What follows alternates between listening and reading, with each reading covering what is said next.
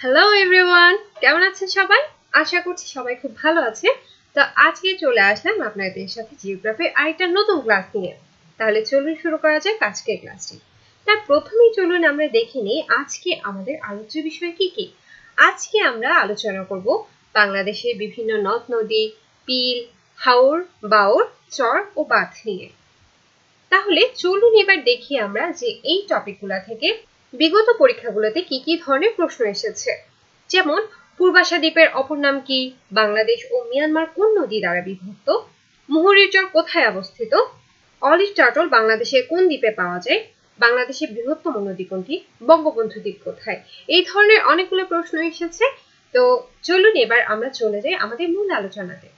প্রথমেই আমরা এখন আলোচনা করব বাংলাদেশের নদ নদী নিয়ে। নদ নদী আলোচনার প্রথমেই আমরা জেনে নিব যে বাংলাদেশের নদ নদীর সংখ্যা কিংবা এর দৈর্ঘ্য কতটুকু রয়েছে। যেখানে বাংলাদেশের নদ নদীর সংখ্যা বলা হয়েছে 700টি, অন্যদিকে বাংলাদেশ পরিসংখ্যান পকেট বুক অনুযায়ী 310টি। আর শাখা প্রশাখা সহ নদ নদীর মোট দৈর্ঘ্য বাংলাপিডিয়া অনুযায়ী 24,140 কিলোমিটার, অন্যদিকে মাধ্যমিক ভূগোল বই অনুযায়ী 22,155 কিলোমিটার। এইখানে আপনারা এই মানচিত্রটাতে বাংলাদেশের প্রধান প্রধান যে নদ নদীগুলো রয়েছে আপনারা কিন্তু সেগুলোর গতিপথ দেখতে পাচ্ছেন কিংবা কোনটার অবস্থান কোথায় আছে সেটা আপনারা দেখতে পাচ্ছেন। এখন আমরা জেনে নিব যে নদী সম্পর্কিত কিছু গুরুত্বপূর্ণ টার্মস। এগুলো পরীক্ষা আসতে পারে সংজ্ঞা দিয়ে, তো আমাদের জন্য জেনে রাখাটা সেফ জোন হবে। তাহলে চলুন আমরা জেনে নিই। তাহলে প্রথমেই আমরা জানবো মোহনা কি। যখন নদী কোনো হ্রদ বা সাগরে এসে পতিত হয় সেই পতিত স্থানটাকে বলা হয়ে থাকে মোহনা। আর দোয়াব কি, যখন দুইটা প্রবাহমান নদীর মধ্যবর্তী কোনো ভূমি থাকে তখন সেটাকে বলা হয়ে থাকে দোয়াব, যেটা চিত্রে খুব ভালোভাবে দেখা যাচ্ছে। এরপর রয়েছে উপনদী ও শাখা নদী। এই বিষয়টা নিয়ে, উপনদী ও শাখা নদী নিয়ে অনেকের মধ্যে অনেক ধরনের কনফিউশন সৃষ্টি হয়। তো আশা করছি এখন আপনারা পার্থক্যটা খুব ভালোভাবে বুঝতে পারবেন এবং কনফিউশনটা ক্লিয়ার হয়ে যাবে। যখন ছোট ছোট কোনো নদী অন্য জায়গা যেমন পর্বত বা হ্রদ থেকে উৎপন্ন হয়ে যখন বড় নদীতে এসে পড়ে তখন তাকে বলা হয়ে থাকে বড় নদীর উপনদী, যেরকম আমরা প্রথম চিত্রটাতে দেখতে পাচ্ছি। অন্যদিকে শাখা নদী হচ্ছে যেটা মূল নদী থেকে অন্য যে সকল নদী বের হয় সেটাকে বলা হয়ে থাকে শাখা নদী। এরপর আমরা দেখে নিব যে আন্তঃসীমান্ত বা অভিন্ন নদী কি। আমরা তো জানি বিভিন্ন আন্তর্জাতিক নদী রয়েছে বা এমন অনেক নদী রয়েছে যেটা বাইরে থেকে আমাদের দেশে প্রবেশ করেছে। এরকম এক বা একাধিক রাষ্ট্র অতিক্রম করে অর্থাৎ অন্য দেশের সীমান্ত পার করে এসে যখন আমাদের দেশে কোনো নদী প্রবেশ করবে তখন সেটা হয়ে যাবে আমাদের জন্য আন্তঃসীমান্ত বা অভিন্ন নদী। যেমন ভারত ও মায়ানমার আমাদের দুটি সীমান্তবর্তী দেশ রয়েছে। এই দুটো দেশ থেকে বাংলাদেশে যে নদীসমূহ প্রবেশ করেছে সেগুলোই হচ্ছে আমাদের আন্তঃসীমান্ত বা অভিন্ন নদী। আন্তঃসীমান্তবর্তী নদীকে বলা হয়ে থাকে ট্রান্সবাউন্ডারি রিভার্স, যেটা চিত্রে দেখা যাচ্ছে। এই আন্তঃসীমান্ত বা অভিন্ন নদী এইগুলোর সংখ্যা সম্পর্কে আমাদের একটা ক্লিয়ার ধারণা থাকতে হবে। যেমন বাংলাপিডিয়া অনুযায়ী বাংলাদেশের মোট আন্তঃসীমান্তবর্তী নদী হচ্ছে 58টি, অন্যদিকে যৌথ নদী কমিশন অনুযায়ী বাংলাদেশে মোট আন্তঃসীমান্তবর্তী নদী হচ্ছে 57টি। আর বাংলাপিডিয়া অনুযায়ী ভারতের সাথে বাংলাদেশের আন্তঃসীমান্ত নদী রয়েছে 55টা দেশের সাথে, আর যৌথ নদী কমিশন বাংলাদেশ অনুযায়ী আন্তঃসীমান্ত নদী রয়েছে 54। আরো যেরকম প্রশ্ন আসতে পারে ভারত ও মায়ানমার আন্তঃসীমান্তবর্তী নদী কয়টি এবং কি কি, তাহলে এগুলো হচ্ছে নাও, সাঙ্গু, মাতামুহুরী। এই তিনটা নদী ভারত ও মায়ানমার আন্তঃসীমান্তবর্তী নদী। অন্যদিকে বাংলাদেশ থেকে ভারতে প্রবেশকারী নদী হচ্ছে একটি, সেটি হচ্ছে কুলিক। আর আমরা জানি কি আমাদের দেশে কিন্তু মাইকেল মধুসূদন দত্তের মতো বেশ কয়েকটা নদী রয়েছে যারা বাংলাদেশ থেকে ভারতে গিয়ে পুনরায় বাংলাদেশে চলে এসছে। তো সেই নদীগুলো কি কি? আত্রাই, পুনর্ভবা, টাঙ্গন ও মহানন্দা। আর অন্যদিকে বাংলাদেশে উৎপত্তি ও সমাপ্ত হয়েছে এমন নদী রয়েছে শুধুমাত্র একটি, এবং সেটি হচ্ছে হালদা। এই হালদার একটা বিশেষত্ব হচ্ছে এটা এশিয়ার বৃহত্তম প্রাকৃতিক মৎস্য প্রজনন কেন্দ্র। আর এটার উৎপত্তি হয়েছে খাগড়াছড়ি বাদনাতলি পর্বতশৃঙ্গ থেকে এবং শেষ হয়েছে চট্টগ্রামের কালুরঘাটে। এই যে আপনারা দেখতে পাচ্ছেন ছবিটা হালদা নদী, যেটা হচ্ছে এশিয়ার বৃহত্তম প্রাকৃতিক মৎস্য প্রজনন কেন্দ্র। এরপর আমরা দেখব নদী বিষয়ক চুক্তি সম্পর্কে। এই নদী বিষয়ক চুক্তিগুলো সম্পন্ন হয়ে থাকে জয়েন্ট রিভার কমিশনের মাধ্যমে।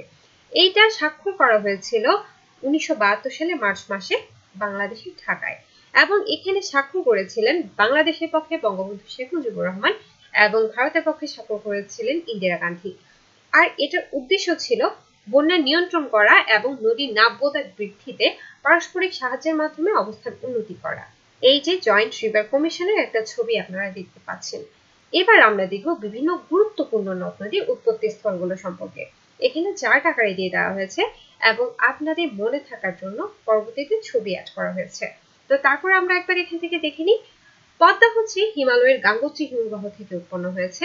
অন্যদিকে মেঘনা আর কর্ণফুলী এই দুটোই কিন্তু আসামের লুসাই পাহাড় থেকে উৎপন্ন হয়েছে।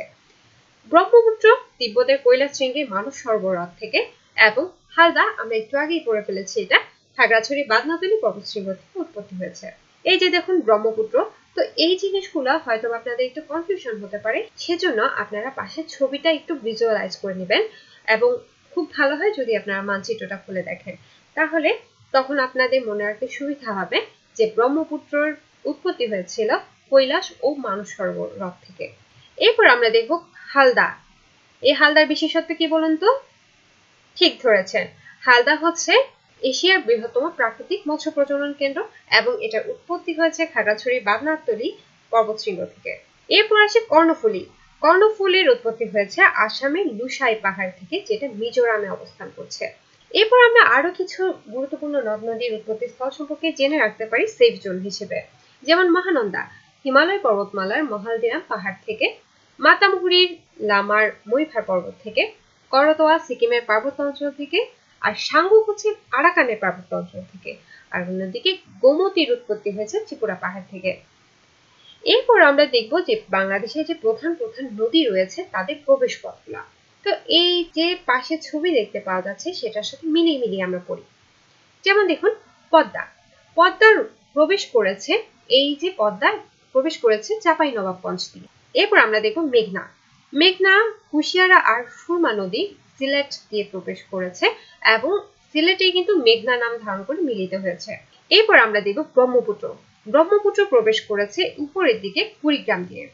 এরপর রয়েছে তিস্তা। তিস্তা প্রবেশ করেছে নীলফামারী দিয়ে। এবং কর্ণফুলী, যেটা এই পাশ দিয়ে প্রবেশ করেছে রাঙামাটি দিয়ে। এরপর আমরা দেখব বিভিন্ন নদ নদী মিলিত স্থানগুলা। এই নদ নদী মিলিত স্থানগুলা এখানে তো চার্ট আকারে দেওয়াই আছে, আমরা বরঞ্চ একটু ছবি থেকে দেখে নিই, তাহলে খুব ভালো মনে থাকবে আমাদের। প্রথমে আমরা দেখব পদ্মা এই যে চাঁপাইনবাবগঞ্জ দিয়ে প্রবেশ করেছে এবং যমুনার সাথে রাজবাড়ির গোয়ালন্দতে মিলিত হয়ে পদ্মা নাম নিয়ে সামনে অগ্রসর হয়ে গিয়েছে এবং যেতে যেতে পথে দেখা হলো মেঘনার সাথে। কোথায় বলুন তো? ঠিক ধরেছেন, চাঁদপুরে। এই চাঁদপুরে এরপর পদ্মা আর মেঘনা মিলিত হয়ে তারা আবার মেঘনা নাম নিয়ে সামনে এগিয়ে গেছে। এরপর রয়েছে ব্রহ্মপুত্র কুড়িগ্রাম দিয়ে প্রবেশ করলো আর তিস্তা নীলফামারী দিয়ে প্রবেশ করলো। প্রবেশ করতে করতে তারা দুজনে কুড়িগ্রামে চিলমারিতে মিলিত হলো এবং ব্রহ্মপুত্র নাম নিয়ে সামনের দিকে এগিয়ে গেল। মেঘনা সম্পর্কে তো আমরা আগেই জেনেছি, মেঘনা কিন্তু কুশিয়ারা আর সুরমার মিলিত রূপ। সুরমা আর কুশিয়ারা উভয়ই সিলেট দিয়ে প্রবেশ করেছে এবং সিলেট বিভাগেরই হবিগঞ্জ জেলার আজমেরীগঞ্জে দুটো মিলিত হয়ে মেঘনা নাম ধারণ করে সামনের দিকে এগিয়ে গেছে। ও সামনের দিকে যেতে যেতে দেখা হলো পুরাতন ব্রহ্মপুত্রের সাথে। এরপর পুরাতন ব্রহ্মপুত্র আর মেঘনা দুটোই কিশোরগঞ্জের ভৈরবে মিলিত হয়ে মেঘনা নাম ধারণ করে সামনের দিকে চলে এসেছে। তো এইভাবে যদি আপনারা পড়েন তাহলে খুব ভালো মনে থাকবে। এরপর আমরা দেখব বিভিন্ন নদীর শাখা নদী ও উপনদীগুলো কি কি। এটা আমরা অলরেডি জেনে এসেছি। উপনদী কোনটা মনে করেন তো? উপনদী হচ্ছে যখন অন্য কোনো জায়গা থেকে নদী উৎপন্ন হয়ে বড় কোনো নদীতে পতিত হয় তখন সেটা হচ্ছে উপনদী। আর প্রধান কোনো নদী থেকে যখন শাখা প্রশাখা হিসেবে কোনো নদী বের হয় তখন সেটা হয়ে যায় শাখা নদী। তাহলে এই যে উপনদী আর শাখা নদী রয়েছে অনেকগুলা, এইটাও আমরা পড়বো কিন্তু চিত্রের মাধ্যমে। তাহলে চলুন আমরা চিত্রে চলে যাই। এই যে দেখুন প্রথমেই রয়েছে পদ্মা। এই যে পদ্মার বিভিন্ন উপনদী রয়েছে। পদ্মার উপনদীগুলো কি বলুন তো? এই যে মহানন্দা, দেখতে পাচ্ছেন পদ্মার উপনদী কিন্তু মহানন্দা। আর অন্যদিকে পদ্মার শাখা নদী কি? পদ্মার শাখা নদী হচ্ছে কুমার, তারপর গড়াই, তারপর কি রয়েছে আড়িয়ালখা, এরকম অনেকগুলো শাখা নদী রয়েছে। এরপর আমরা দেখব মহানন্দা। মহানন্দারও বেশ কিছু উপনদী রয়েছে। এই যে যেমন দেখুন কুলিক, টাঙ্গন, পুনর্ভবা, এগুলো সবগুলো কিন্তু মহানন্দার উপনদী। এরপর রয়েছে মেঘনা। মেঘনাতে দেখুন মেঘনার উপনদী হিসেবে আছে কি কি? তিতাস, গোমতী, এগুলো সবগুলো কিন্তু মেঘনার উপনদী। এরপর দেখো ব্রহ্মপুত্র। এই যে ব্রহ্মপুত্র রয়েছে, ব্রহ্মপুত্রের উপনদীগুলো হচ্ছে ধরলা, তারপর রয়েছে তিস্তা, এগুলো হচ্ছে ব্রহ্মপুত্রের উপনদী। এছাড়াও ব্রহ্মপুত্রের কিছু শাখা নদী রয়েছে, সেগুলো এই যেমন ধরুন বংশী, তারপর রয়েছে শীতলক্ষ্যা, এগুলো হচ্ছে ব্রহ্মপুত্রের শাখা নদী। এরপর আমরা দেখে নিব বিভিন্ন নদীর তীরবর্তী জেলা, শহর বা স্থানগুলো। এই যেমন ধরুন মেঘনা, মেঘনার তীরবর্তী স্থান রয়েছে যেমন আশুগঞ্জ, ভৈরব, চাঁদপুর। অন্যদিকে পদ্মায় কি কি রয়েছে? রাজশাহী, শালদা, শরীয়তপুর, মাদারীপুর। ইছামতি পাবনা, মাগুরা, মেহেরপুর। কীর্তনখোলায়, এটা ইম্পর্টেন্ট যে কীর্তনখোলার তীরবর্তী শহর কোনটি? এটা হচ্ছে বরিশাল। এরপর রয়েছে আরো কিছু নদী তীরবর্তী জেলা, শহর বা স্থান। এই যেমন ধরুন কর্ণফুলী, কর্ণফুলী এখানে কায়াকিং করতে আমরা যাই, তো এটা কোথায় আছে? এটা রয়েছে রাঙামাটির কাপ্তাইয়ের চন্দ্রঘোনায়। এরপর রয়েছে শীতলক্ষ্যা, শীতলক্ষ্যা কোথায়? শীতলক্ষ্যা রয়েছে নারায়ণগঞ্জ, খোরাসালে। আর নাফ কোথায় কোথায়? কক্সবাজার আর টেকনাফ। মধুমতি, মধুমতির অবস্থান হচ্ছে টুঙ্গিপাড়া ও গোপালগঞ্জের কাছে। এরপর আমরা জেনে নিব যে বিভিন্ন নদ নদীর বিশেষায়নগুলো কি কি। এরকম বেশ কিছু বিশেষায়নগুলো আসে পরীক্ষায়, যেমন কুমিল্লার দুঃখ কোনটি? গোমতী নদী। চট্টগ্রামের দুঃখ চাকতাই খাল। আবার এই চাকতাই খালের একটা বিশেষত্ব হচ্ছে এটা কিন্তু খরস্রোতা নদী। আর কুমিল্লার দুঃখ গোমতী নদীর বিশেষত্ব কি বলুন তো? এখানে কোনো জোয়ার ভাটা হয় না। অন্যদিকে খাগড়াছড়ির দুঃখ বলা হয়ে থাকে চিংড়িকে। আর চরের সংখ্যা সবচেয়ে বেশি রয়েছে যমুনা নদীতে। তারপর আরো কিছু নদ নদীর বিশেষায়ন দেখলে আমরা পাবো কি, যেমন উত্তরাঞ্চলের লাইফলাইন বলা হয়ে থাকে তিস্তাকে, পশ্চিমাঞ্চলের লাইফলাইন বলা হয়ে থাকে গড়াইকে। আর ব্যক্তির নামের নদী, এটা অনেক সময় আসে যে ব্যক্তির নামের নদী কোনটি? এটা হচ্ছে রূপসা, যেটা রূপলাল সাহার নাম অনুসারে করা হয়েছে। আর নদী নামে জেলা হচ্ছে ফেনী। আর আন্তর্জাতিক নদী যেটা, সেটা হচ্ছে পদ্মা। এরপর আমরা দেখে নেব যে নাফ ও হারিয়াভাঙা দুটো উল্লেখযোগ্য নদী। এই দুইটা নদীর একটু তুলনা। যেমন এই নাফ নদী বিভক্ত করেছে বাংলাদেশ ও মায়ানমারকে, অন্যদিকে হারিয়াভাঙা নদী পৃথক করেছে বাংলাদেশ ও ভারতকে। নাফের উৎপত্তি আরাকান পাহাড়ে, আর হারিয়াভাঙার উৎপত্তি হচ্ছে রায়মঙ্গল নদীতে। প্রবেশ পথ, নাফ প্রবেশ করেছে কক্সবাজারের টেকনাফ দিয়ে, আর হারিয়াভাঙা প্রবেশ করেছে সাতক্ষীরা দিয়ে। নাফের দৈর্ঘ্য হচ্ছে 56 কিলোমিটার, অন্যদিকে হারিয়াভাঙার দৈর্ঘ্য হচ্ছে 38 কিলোমিটার। নাফের দৈর্ঘ্যটা কিন্তু বেশ কয়েকবার পরীক্ষায় এসেছিল, সুতরাং হারিয়াভাঙাটা আসতে পারে, আমাদের জন্য সেফ জোন হবে এটা জেনে রাখা। পতনস্থল, নাফ পতিত হয়েছে বঙ্গোপসাগরে, হারিয়াভাঙাও কিন্তু বঙ্গোপসাগরে পতিত হয়েছে, কিন্তু এটা গিয়েছে সুন্দরবনের মধ্য দিয়ে। এরপর আমরা দেখে নেব বাংলাদেশের উল্লেখযোগ্য কিছু বিল সম্পর্কে। যেমন তামা বিল, এটা অবস্থান কোথায়? সিলেটে। চলন বিল, এটার অবস্থান হচ্ছে পাবনা, নাটোর ও সিরাজগঞ্জে। আড়িয়াল খাঁ বিল কোথায়? মুন্সিগঞ্জ, শ্রীনগর। ভবদহ বিল কোথায়? যশোর। এই বিলগুলো আপনারা একবার চোখ বুলিয়ে যেতে পারেন যে কোন বিলটার অবস্থান কোথায়। তার মধ্যে খুব গুরুত্বপূর্ণ দুটো বিল হচ্ছে তামা বিল ও চলন বিল। কেন ইম্পর্টেন্ট এগুলো? কারণ তামা বিলটা হচ্ছে বাংলাদেশে একমাত্র সীমান্তবর্তী বিল। এটা কেন বিখ্যাত? কারণ এটার মাধ্যমে ভারত থেকে কয়লা আমদানি করা হয়ে থাকে। আর চলন বিলটা কেন গুরুত্বপূর্ণ? কারণ চলন বিলটা হচ্ছে বাংলাদেশের বৃহত্তম বিল এবং এটা বাংলাদেশের মিঠা পানির মাছের প্রধান উৎস। আরেকটা গুরুত্বপূর্ণ তথ্য হচ্ছে এর মধ্যে দিয়ে প্রবাহিত হয়েছে আত্রাই নদী। এখানে আমরা ছবি দেখতে পাচ্ছি তামা বিল, যেটা সিলেটে অবস্থান করছে। অন্যদিকে চলন বিল, যেখানে কিছু কিছু চর উঠেছে, মানুষজন মাছ ধরছে, এটা দিয়ে আমরা মনে রাখতে পারি যে চলন বিল হচ্ছে বাংলাদেশের মিঠা পানির মাছের প্রধান উৎস। এরপর আমরা দেখি হাওর। হাওর সবচেয়ে বেশি দেখা যায় ময়মনসিংহ ও সিলেটে। এরপর আমাদের যেটা জানতে হবে যে কয়েকটা গুরুত্বপূর্ণ হাওর সম্পর্কে। যেমন ধরুন টাঙ্গুয়ার হাওর, যারা ভ্রমণ প্রেমী রয়েছেন তাদেরকে তো টাঙ্গুয়ার হাওর সম্পর্কে নিশ্চয়ই নতুন কিছু বলতে হবে না, কারণ টাঙ্গুয়ার হাওর নিয়ে আমরা সবাই খুবই এক্সাইটেড থাকি। এটা অবস্থান করছে সুনামগঞ্জে, যেটার অপর নাম হচ্ছে রামসার সাইট। এবং এইটার একটা বিশেষ গুরুত্বপূর্ণ তথ্য হচ্ছে 2000 সালে ইউনেস্কো ওয়ার্ল্ড হেরিটেজ এর অংশ হিসেবে ঘোষণা করেছে এই টাঙ্গুয়ার হাওরকে। এরপর রয়েছে হাকালুকি হাওর, যেটা অবস্থান করছে মৌলভীবাজার ও সিলেটে। এটা কিন্তু বাংলাদেশের বৃহত্তম হাওর, আমরা একটু আগেই পড়েছি এটা। আর হাইল হাওরটা কোথায়? এটাও মৌলভীবাজারে রয়েছে। আর বুরবুক হাওরটা রয়েছে জৈন্তাপুর, সিলেটে। এটা হচ্ছে বাংলাদেশের ক্ষুদ্রতম হাওর। এই যে দেখুন টাঙ্গুয়ার হাওর, যারা যেতে পারেননি তারা এক ঝলক দেখে নিন, আর যারা গিয়েছেন তারা একবার স্মৃতি রোমন্থন করে নিন। আর অপরদিকে রয়েছে হাকালুকি হাওর। এরপর আমরা দেখে নেব বাওর সম্পর্কে কিছু তথ্য। বাংলাদেশের বৃহত্তম ও ক্ষুদ্রতম বাওর সম্পর্কে জানতেই আমাদের জন্য সেফ জোন হবে। তাহলে এই বাংলাদেশের বৃহত্তম বাউল কোনটি? পোড়াপোড়া বাউল। আর ক্ষুদ্রতম বাউল কোনটি? সারজাত বাউল। আর এই দুটোই অবস্থান করছে কিন্তু ঝিনাইদহতে। এরপর আমরা দেখি চর। চরের যে কত ধরনের নাম থাকতে পারে সেটা কিন্তু ভোলা জেলার চরগুলো না দেখলে বোঝা যায় না, এবং খুবই সুন্দর নামগুলা। এখানে নিউটন থেকে শুরু করে জহিরুদ্দিন, ফয়েজউদ্দিন, চরফেশন সবাইকে নিয়ে আসা হয়েছে। খুব মজার মজার নাম, এবং আশা করছি এজন্য আপনাদের মনে রাখতে খুব সুবিধা হবে। তবে এটাও আমরা দেখব ছবির মাধ্যমে। ফেনীতে রয়েছে মুহুরীর চর, নোয়াখালীতে রয়েছে চর সৃজনী, চর সাহাবানী, ভাসান চর, সুবর্ণ চর, লক্ষ্মীপুরে রয়েছে চর আলেকজান্ডার, চর গজারিয়া, এই যে আরো কিছু বিখ্যাত চর, রাজশাহীর নির্মল চর, চট্টগ্রামের উড়ির চর, পটুয়াখালী ও বরগুনার চর তুফানিয়া, ফাতরার বন, আর সুন্দরবনের বাঘেরহাটের নিকটে একটা গুরুত্বপূর্ণ চর রয়েছে। কি বলুন তো? সেটা হচ্ছে দুবলার চর। এই দুবলার চর কেন গুরুত্বপূর্ণ? এই দুবলার চর গুরুত্বপূর্ণ কারণ এটা বাংলাদেশের মৎস্য আহরণ, শুটকি উৎপাদন এবং উপকূলীয় সবুজ যে বেষ্টনী রয়েছে এটার জন্য বিখ্যাত, এবং এটার অপর একটা নাম হচ্ছে জাফর পয়েন্ট। এবার চলুন আমরা একটু দেখি নেই ছবিতে এই ভোলার বিভিন্ন ইন্টারেস্টিং নামের সেই চরগুলা। যেমন ধরুন এখানে আপনারা দেখতে পাচ্ছেন চর মানিক, তারপর রয়েছে চর ফেশন, তারপর রয়েছে চর কুকরিমুখী, চর নিজাম, এরকম অনেকগুলা চরই কিন্তু এখানে দেওয়া হয়েছে। এবার বলুন তো নোয়াখালীর চরের কথা বললেই কোন চরের কথা আমাদের মাথায় আসে? ঠিক ধরেছেন, ভাসান চর। কেন ভাসান চর আমাদের মাথায় আসে?